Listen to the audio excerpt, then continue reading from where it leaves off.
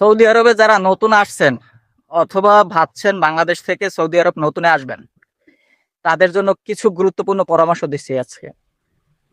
এই পরামর্শগুলো মেনে চললে সৌদি আরবে থাকতে আপনার আর কোনো অসুবিধা হবে না। ধরে নিলাম আপনি সৌদি আরবে আসছেন, আপনার সবার প্রথম কাজ হচ্ছে এসেই সাথে সাথে একামা বানানো।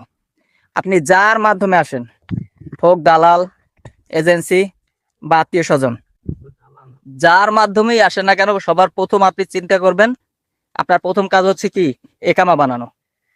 একামা বানানোর পরে আপনার দ্বিতীয় স্টেপে কাজ হচ্ছে যে কোনো একটা সিম নেয়া। যে কোনো সিম, এসটিসি হতে পারে, লিবারা হতে পারে, ভার্জিন হতে পারে, যে কোনো একটা সিম, মোবাইলই হতে পারে। আপনি যে ইউনিটে আছেন ওই ইউনিটে যে সিমের নেটওয়ার্ক ভালো ওরকম একটা সিম নেবেন। সিম নেওয়ার পরে আপনার কাজ হচ্ছে আপসির অ্যাকাউন্ট তৈরি করা। এখন আপসিরটা কি?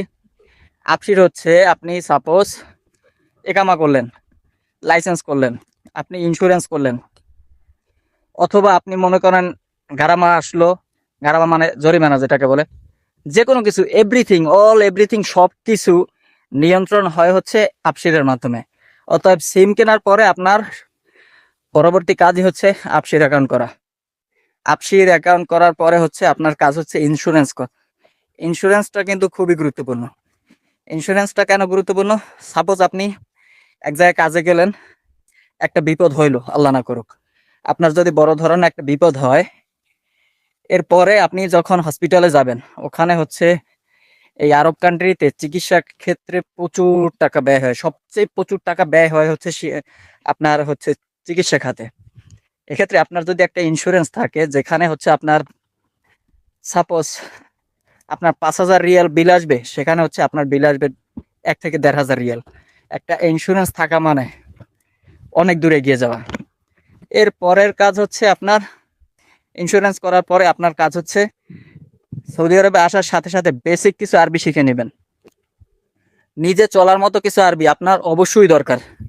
যেমন হচ্ছে আপনার কাজ খুঁজতে গেলে আপনার আরবির দরকার, বাজার করতে গেলে আরবির দরকার। বেসিক কিছু আরবি দেশ থেকে আসার আগেই, যখন পরিকল্পনা করবেন সৌদি আরবে আসবেন, দেশ থেকে আসার আগেই কিছু আরবি শিখে নেবেন। কিছু আরবি শিখে নেবেন।